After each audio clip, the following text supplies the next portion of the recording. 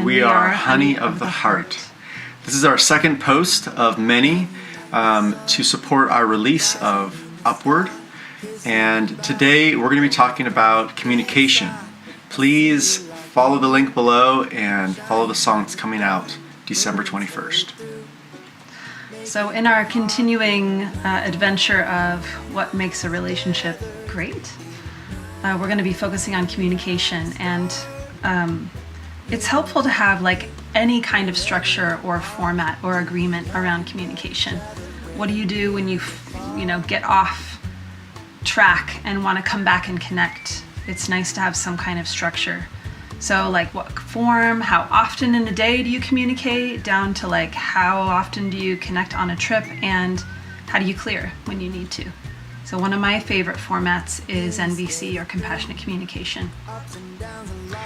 So everybody has a different way of communicating, and so Maren might have a different language than me, and the goal is to find some commonality that we can relate on. So just to talk about some of the stuff that Maren's brought to our relationship that's helped out is 4 components of NVC: observation versus evaluating, feelings versus thoughts, needs versus strategies, and requests versus demands. And the 2 parts these are surrounded, and I think of those as like the veggies, and the broth really that it's all held in that kind of makes it work, makes it click, makes it feel good, is empathy and honesty. We do weekly clearings, and it's hard to kind of carve out that space to do it, but it can literally be a 10-minute empathy practice back and forth so that each person can kind of just feel, heard and feel community within their relations, within their relationship. They say 90% of most communication, I think this is like a Cambridge University study, 90% isn't even the words we use. It's like the feeling, the tone, the pacing, the volume, the story we have about someone else, your pheromones. Those things communicate more than our words, which means that our words are often going to be misinterpreted.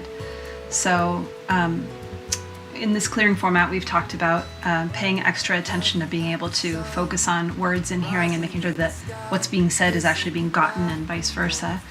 It's important first to just get a sense of consent, like to discuss something intense or to have clearing. We try to hold some good structure around that. Yeah, the consent to discuss is a pretty big one, and I guess an old strategy that I would do is I would just try and break away with some harsh word, but then once we built up more trust around just saying yes or no, right, to is this a good time or not, that things don't have to be brought out with such this word, inflammatoriness. Yeah. I mean, and this actually goes back to the first tip that we were sharing, our first post in support of our song Upward, which is space. And so in that moment, he was trying to get space, but his only strategy to do that was to create conflict. So trying to just be able to be more proactive and more clear about what it is we're feeling and needing, like, oh, I'm feeling overwhelmed, so I need space, versus I'm angry and you're the problem, so I'm going to leave, or something, which is, it's the more common thing that's modeled to us in society.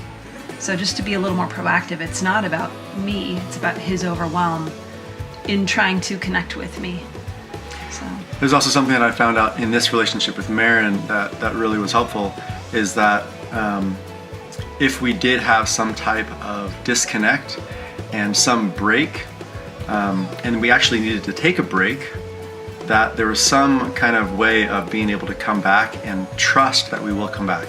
And it really was helpful just to kind of be able to bring those words about, instead of just, implying with a stamp, hey, we're going to come back, is actually say the words. Let's make some time at this date, this time of week, to come back and clear on this subject. Yeah, well, I mean, one thing too I notice in my own system is, I like it to happen sooner than later, but I'm also primarily a verbal processor. And if he isn't in that moment, or isn't wanting to, he might be thinking like, in the next 10 days we'll clear, and I'm thinking in the next 10 minutes. But I know what puts me at ease is like just having a date and a time and knowing that it matters. Because they say in attachment theory, like you build more trust by having a break and repairing or responding to that break than by never having a break in trust, which is funny to think about, but it's actually true statistics-wise. So thanks for tuning in. We're going to be doing this at 10 a.m. every day leading up to our release of Upward on the 21st of December, and then even doing it past the release for the next like 2 or 3 weeks. So tune in to our social media at 10 a.m. Please click follow, like, subscribe, share it with your friends. And this is our way of just vulnerably sharing. I know it takes a lot of privilege to even have this time and space to say and do these things in life, and we just wanted to mention that. We recognize it, and we feel grateful for this opportunity to share with you guys, and I hope that you guys find some value in us talking about this. And the uncomfortability of our dynamic and our relationship is going to come out probably in sharing with you guys. And yeah, it's not all peaches and cream over here. So, and we're with you in the struggle as well. It gets a little vinegary sometimes. Please feel free to, if any of this sparks questions, put your questions in the comments and we'll try our best to respond. Next time, tomorrow at 10 a.m., we're going to talk about honesty. So stay tuned. Take care. Thanks for being here. Hi, I'm Mary. And I'm Justin, and we are Honey of the Heart. Please like Subscribe and click the bell icon. Thanks for your support. Yeah.